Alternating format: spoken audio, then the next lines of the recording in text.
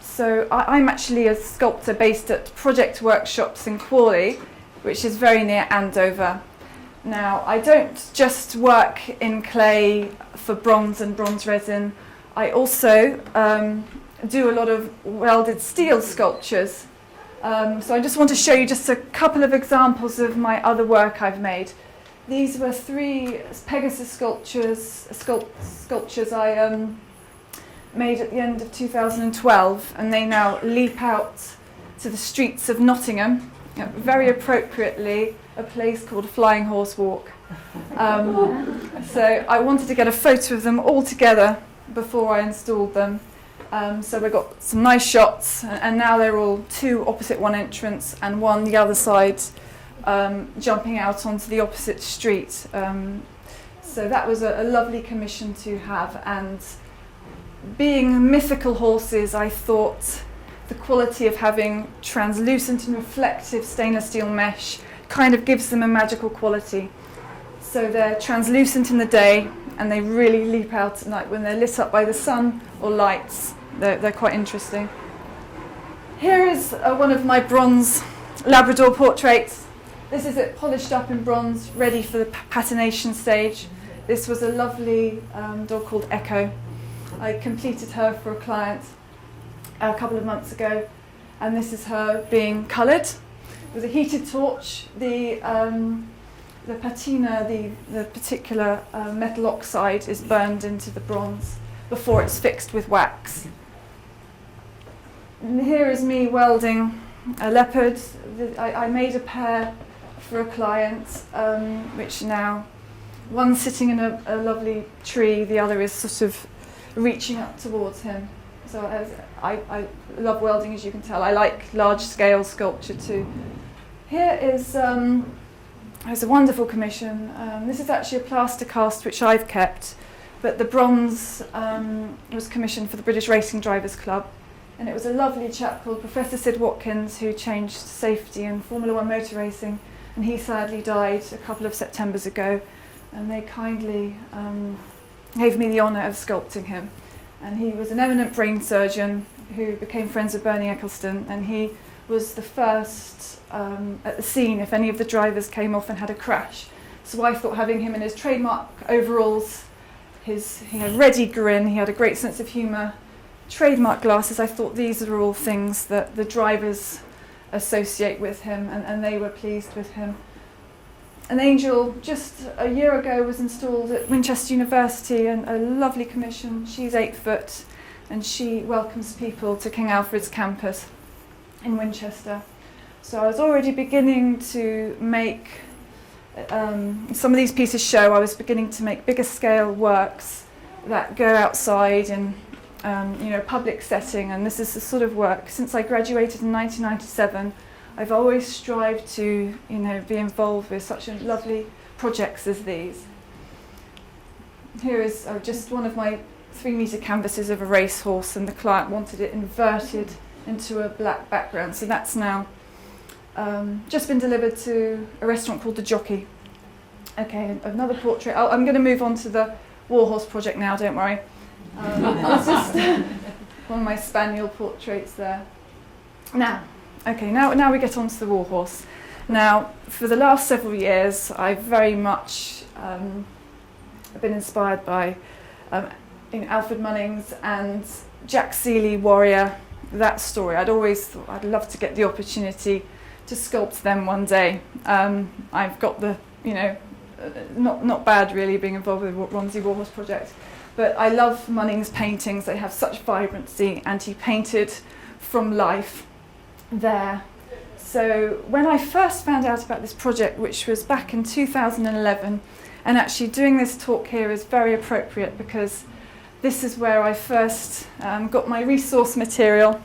I met Anne James and Sarah Hargreaves, and I found out for the arts officer for Tess Valley. He knew that I made equestrian work, and he said that there was the possibility of a Warhorse piece being commissioned in Romsey at the time. The budget and exactly what was required wasn't known, but I was so keen to be involved in such a project. So I came and started doing my research then. It's nearly 3 years ago. So I always was thinking I was originally thinking officer and his horse. Here is one of his, he didn't sculpt so much, but you can see the anatomy of the horse. He knows it so well. I mean, that's a beautiful sculpture. Even in silhouette, you can see he knows horses inside out. This is one of the charging scenes. I actually think it was Boer War, actually. Here are some images, horses being, I think, coming off the trains before being walked to Romsey. And I believe every day they used to be walked through the streets, Romsey High Street. So I remember one of the fundraisers I've been to, one lady was telling me that her grandmother used to sit on the cliff tops at Swaithing and see the horses get loaded up onto the boats every day.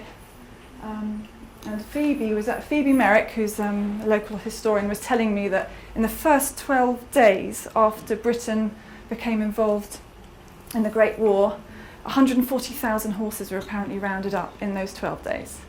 Incredible. And as probably a lot of you know, 120,000 horses actually went through and were trained and went to France from the Romsey Remount Depot. This was one of my early sketches. My very first, funnily enough, is actually this one here. And some of you may be familiar with my Romsey Warhorse sketch.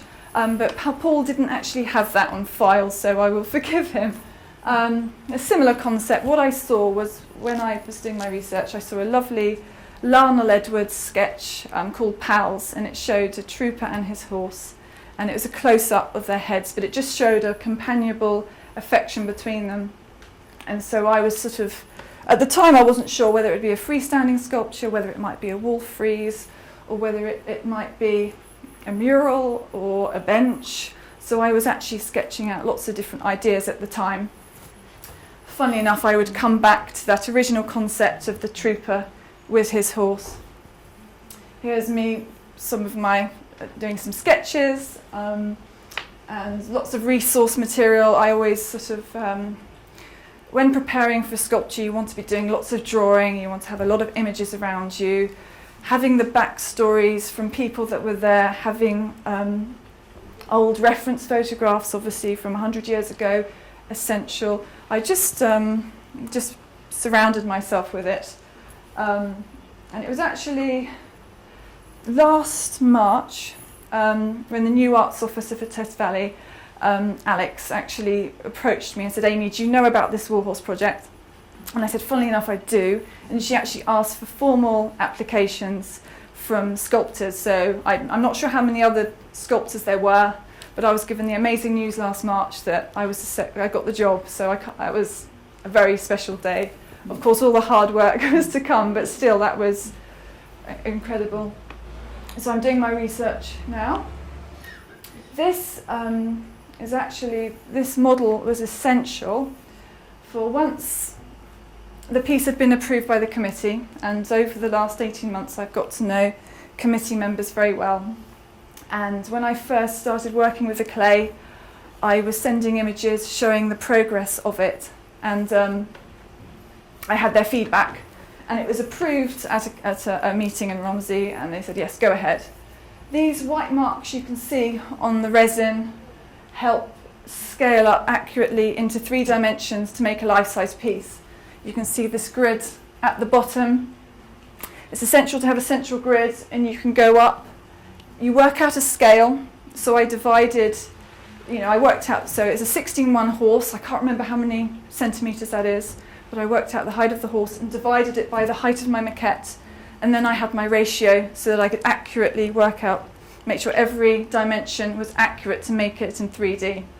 And you'd use plumb lines and measuring tools from a stand, so you can go in there and get the accurate measurements from 3 dimensions. So you basically, we haven't got an image, but on a base, hundreds of measurements are worked out on a plan, so you can work out where different points are of the horse, and it's made out of scaffolding poles, welded steel, 2 layers of mesh, because this has to be able to carry the weight of a ton or more of clay. So you need to have a structure that is incredibly safe. another angle. These spots show the lines actually of the scaffolding poles going through the centre of the life-size clay horse, and vertical ones, there are two there. And when you see later photographs of my life-size clay, you see the two main poles going up into the horse, and you can see that. So we were able to accurately get the measurements for the big piece. Here is one of my limited edition bronzes. I've got one here. Being patinated, it's having ferric, a type of metal oxide, burned into it. So over a couple of hours, you can actually put the patina or the colour onto a bronze before the colour is fixed with a wax. And depending on the shade you want, you either apply the wax hot or cold onto a hot sculpture, or when it's cooled down. Okay, we're jumping a little bit. Part of the fundraising, or just actually through being involved with this project, it was lovely to be invited to have my work at a really wonderful Warhorse exhibition in Lymington, which is actually, funnily enough, where I met Paul, and he said, he'd like to be involved in recording the project. And at the opening of this wonderful exhibition, The Warhorse Story, Michael Morpurgo was there, and unbelievably, then they brought in Joey the Warhorse puppet. So that was a very special day, and he came and saw my sculpture and became aware of the project. And there are just some stunning paintings there. Lucy Kemp Welsh, and I didn't realise how huge her original paintings are. I've got one of her books here, but incredible war artist, and she actually focused on sort of the heavier horses and perhaps the subject matter that you wouldn't normally gravitate to. Also, she showed the women who were training the horses at the remount depots, and women riding astride, and that was all quite new too. And you can see one of her paintings behind. But Michael was talking to the pupils, the school children who'd been involved in projects related to the Warhorse Story, and he was very entertaining and a very nice man. Here we are, just a little close up. Joey came and saw my bronze and gave it a sniff, and I said hello. And that was a very special day. And Sarah came and joined me then. And there we are, another one. Slightly flushed, as I probably am today. Okay, here is the armature, and you can see it's pretty strong. And you've got the steel through here. You've got the keys on the hand of the trooper. If it was just a straight piece of steel on its own, then clay could easily fall off it. Whereas if you sort of go round with armature wire on the legs of the horse, we actually welded screws down the legs, staggered, so the clay can key to the structure as you're applying it. If it was just literally straight steel, it can just slip off. And we sort of measured it so that there would be roughly 2 inches of clay that could go all over the piece. And there is, yeah, you can kind of see the shape of the horse. It's a little bit rough and ready. So here I am. This was probably the end of March, and I'm ready to get on with the clay work, which was obviously the opportunity to make a life-size horse in clay. Wow, it's brilliant.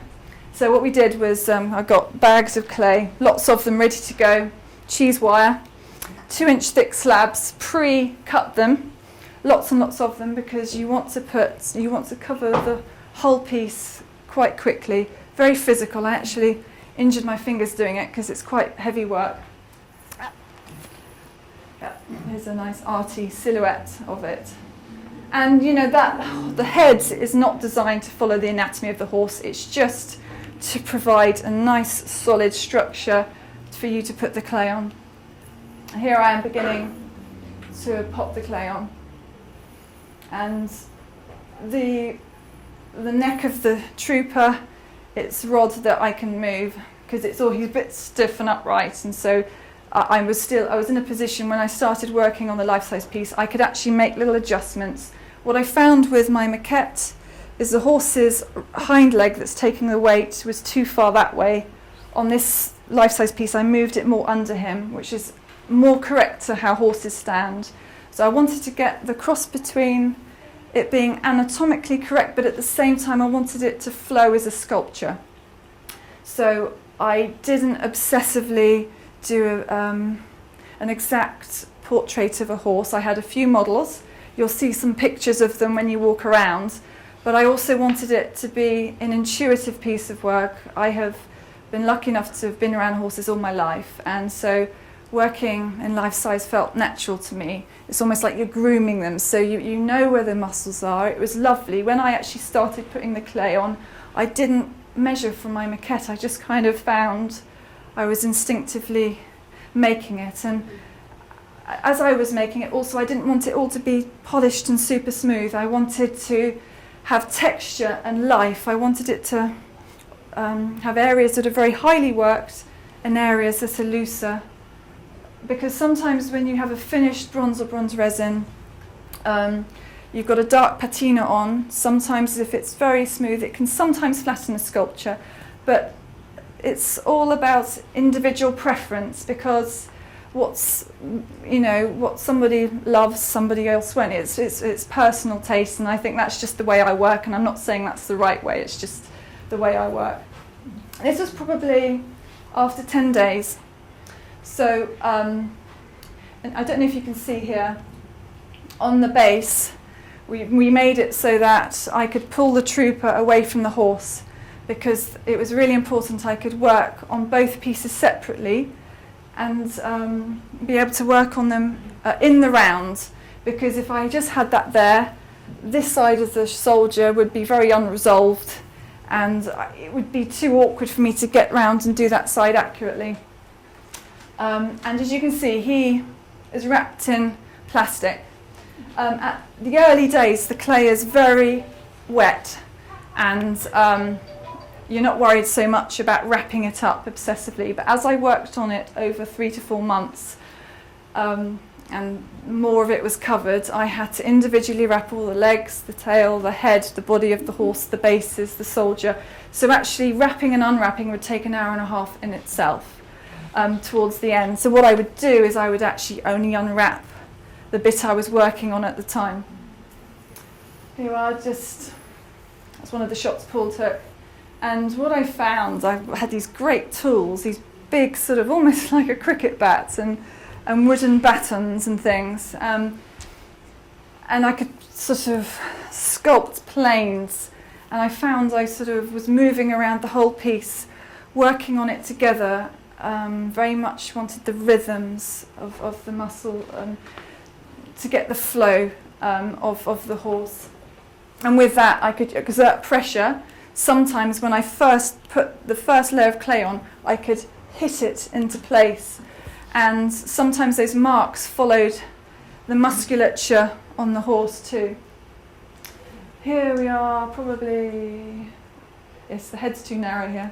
This is probably a month or so in. Just a couple of different angles. Yes, I can see here, my gosh, the eyes are way too narrow there. It was very nice because a few months or 2.5 months ago, Meridian TV came and just filmed me working on it, and I saw it the other day, and the head was too narrow, and it's such a shame. But it's all a process, and what I find is you work on it intensively, and then I would go away for a few days and work on another commission and come back to it. And then you can see it with fresh eyes, and then you think, oh gosh, that's wrong. And I go away and I would check measurements. So luckily there was a livery yard near to me, so I could go and check horses, and I could see, yes, the eyes, I need to really broaden the horse's head. Yes, this was just a shot from above, and I could kind of I wanted the horse to sort of just be, they sort of reflect, they're both resting their legs. The horse is just curving towards the soldier quite naturally. My initial sketch showed, similarly to the Lionel Edwards drawing, showed the trooper with his hands on the horse's nose, head. And when I was sort of made this, I actually thought it was nice, circular composition here, nice for you to see the elegant silhouette of the horse's head on its own. And I also decided there are lots of ovals and circles, so therefore I thought an oval base would be more in keeping as well. And just being able to see a sculpture from lots of different angles can also help inform you of what needs to be changed or moved. Yeah, the trooper is much more resolved here. Horse's head way too narrow. But what I found with my scale model, the trooper's quite smiley. He's obviously very affectionate towards his horse.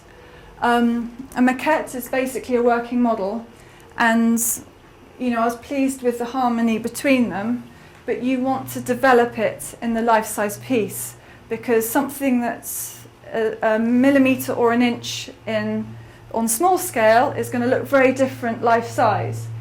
And as I was making it, I thought it would be more poignant if the trooper was younger, so I found a fantastic 17-year-old model who works for an organisation called the Khaki Chums, and they actually are historians that live as soldiers. 98% of the time, so it was downtime. Soldiers were just having to exist in the trenches. There was only 2% of fighting. So I was very lucky through the course of this project. I've had organisations and groups of people that have helped me get the right tack. I was loaned an appropriate saddle and bridle. I was loaned a tunic, the hat, and the troopers' breeches, this lad, Alex, came, and we had the puttees put on correctly and the boots, so I could make sure that I got the uniform correct, because obviously I want to respect historical detail without also losing artistic integrity. So I wanted to get the combination of the two, and I thought it would be more affecting if he had a solemnness to him. He's carrying the weight of the world on his shoulders. I want to suggest that they've survived warfare together. His broken arm, which is yet to be put into a sling. When I made the pieces, I made the horse without the tack first, and with him, I made him nude before I clothed him, because I wanted it to sit correctly on him. So I made the arm, and then I put the sling over the top of that. So he's got the affection towards the horse, but his eyes, I wanted to show that sadness of what he's seen. This was one of the first images I took of Alex, but at the time they only had infantry trousers. So these are not the breeches of the time. So I got them, and the hat was not quite, it was I think 20 years later or something. So he came back again to my studio, and we got it absolutely spot on. And we had the bandolier around him, but obviously with a broken arm that would have been taken off to put the field sling on. That's just one of a close-up of his head there. I always think with sculpture it's even better when you hopefully when you see it in life, because sometimes cameras change things, but that's quite nice. It just shows hopefully some of the texture there, areas that are highly modelled, and some also you can see some of my mark making. Here, this is probably 7-8 weeks in, and I badly in Photoshop just put ears on him, because when I first started sculpting the horse there were no ears and he looked so angry, so I just wanted to soften him, but actually those ears need to be higher up, and I actually built up the back of the horse's skull and the top of the neck. I actually added a lot more after this. This was in May. I had an exhibition. I was really lucky to be able to work in this amazing grain store. Now it's full of grain. I got it out of there just in time. It's being moulded to the side of the grain store right now, as we speak. So this is May, so working into more detail now. And we actually had, where I'm based, I've got a studio with other creative businesses. There are 15 businesses, and twice a year we have exhibitions. And this was one in May, and the owner decided it'd be lovely to have an exhibition in this space. So it was all cleaned up. When I first started the sculpture, it was full of hay and full of farm machinery. and we cleared it out, and it made a lovely exhibition space. So people came to come and see me work on that. Here it is. This was a couple of weeks ago. Literally the day straight after this was taken, I had to get it out of the grain store because literally a tractor was coming with a lorry load of hay. So I was racing against the clock just to get some more photos. And you can see here are the main scaffolding poles going up the horse. There were 2 along here. And it really is belts and braces, good strong internal structure. That piece is coming up to support the trooper. That can come away for me to work on them separately. And I've taken, what I did was for photos, not included in this batch I don't think. What I did was I put on the real period reins and the picket rope and put clay slip over them so it looked like modelled clay. Took the photos, but for when you mould something like this, you can't mould the loose bits like the reins and the bits and the rope. That I will with the casting studio, we will hand make the reins and the bits and the loose bit of picket rope afterwards with reinforced steel and the final material. So I've taken those off here. Makes moulding a lot easier. This is me doing a blue steel look or something. I think I was very tired, but anyway, there we are. That's just to show you the scale there. And because when I wrap the sculpture up at night, I tended to leave the same side and there was sun coming through. So photosynthesis was happening and you could see sort of a bit of green mould appearing on this side. Here you can see some of I sort of hand modelled the saddle and the bridle and the girth. And I wanted to get that balance between things being the right size but also being sculpted. It's a sculpture, it's not just a mould of a saddle and bridle. I wanted it to have life. I want to suggest the horse is a bit lean. And with clay you can get some really nice textures. And so I had aluminium armature wire. So if I didn't have that, the stirrups wouldn't hold their shape. So going through this, because you've got the loop of the stirrup leathers here, I've got steel going through so the clay can kind of key to it. And I also wanted to suggest the folded blankets. Another thing, I was fortunate enough, I went with Patrick Gordonley, we went to the Household Cavalry for a day and they got one of their horses, warlord, dressed up in the gear. So as well as my models that I got photographs of, they got me the correct period blanket and folded it up for me. So I wanted to make sure those details were hopefully pretty close. Here, some of you probably came to the exhibition. Ranville's farm, which is on Pauncefort Hill. Actually, shame I haven't got the photos here today. But there's a photo showing some of the remount soldiers in front of some stables from 100 years ago, and it's this building. And across the other side of the courtyard, I had an exhibition there last month, and it was a really beautiful weekend and well attended. And some of you I think were able to see. We created this life-size mobile. Here is one panel here. So Nick Hatchley, who's got a local graphics business. And this is actually my clay from, not quite finished here, but it's enough for you to kind of begin to see the scale of it. And there are actually 4 panels, but we've got one in here for you to see the scale there. Here we are, there it is in there. Love, beautiful old barn. And this was one of my models, Chips, and he was looking a lot leaner when I first got my measurements because he was super fit over the winter.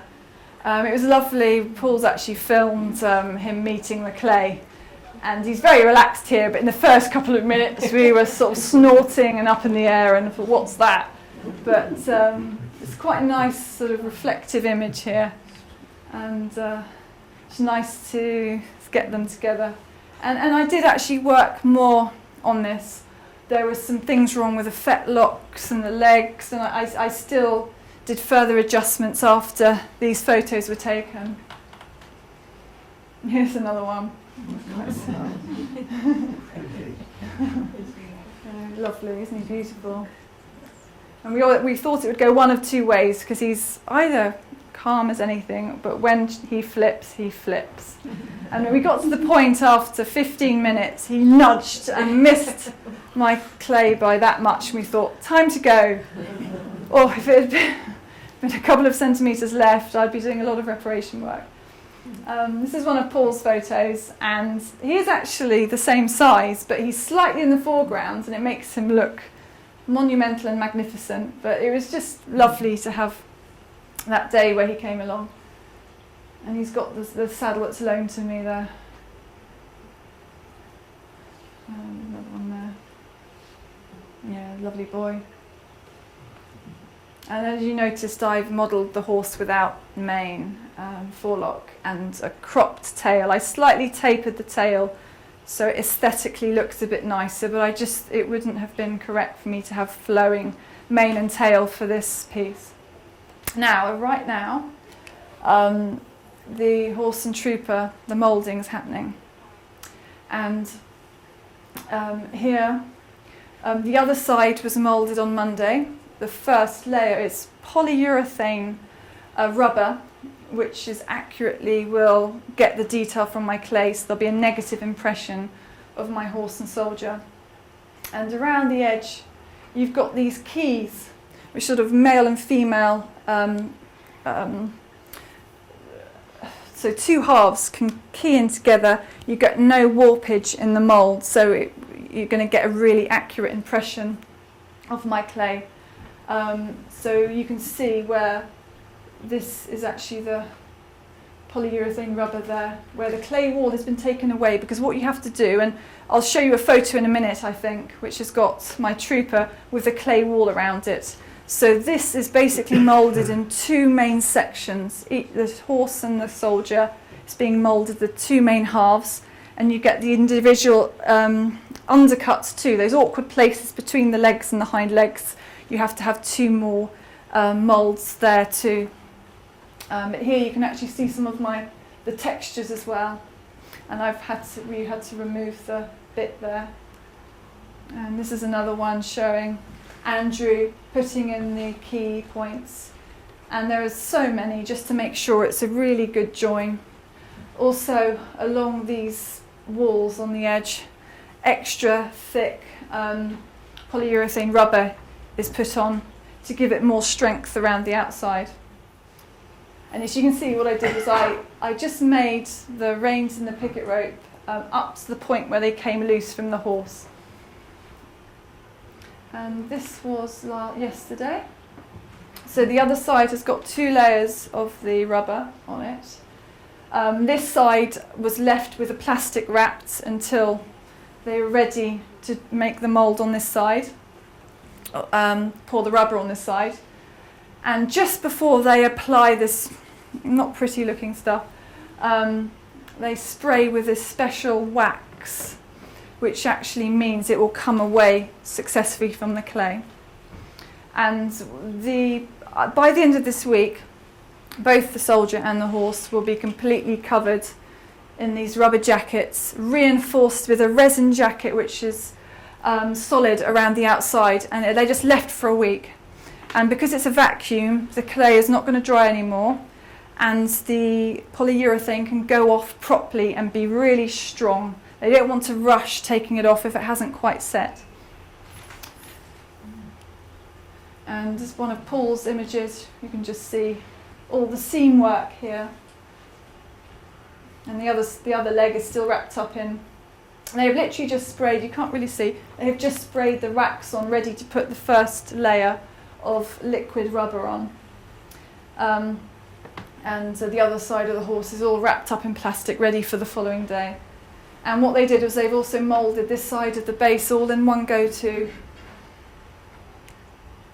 And here is the head, and it's got the first layer of this. Polyurethane is a clear rubber, and so they can actually see, make sure that every nook and cranny has got, has been covered. And what they do in the first layer, if there are any bits that are missed, they don't push it in because you can actually damage the surface of the clay. So what they do is they wait for that first layer to go hard, which is safe enough after an hour or an hour and a half, put the second layer on, and then the previous layer has actually hardened around the clay, so then they can get in with the rest to make sure every nook and cranny is moulded. And they actually, you see them blowing it into the caps. And here's this morning, just before I came here, now the trooper. These are the clay walls, about so thick, and every several inches there is a metal support pushed through into the soldier to make sure it's really secure.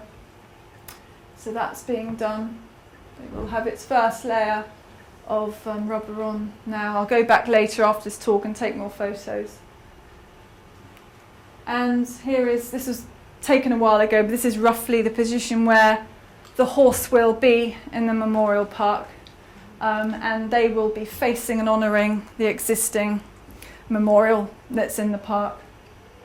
And by the time of the unveiling, which we're hoping will be next April, which is the centenary of the opening of the depot, there will be landscaping around it too, so it will be in a nice setting, and hopefully, I'm just looking forward to getting it all safely made and done and installed, and a very, very exciting project to be working on. And yes, and please feel free to ask me any questions. I think that's about it. So yes, please feel free to ask anything.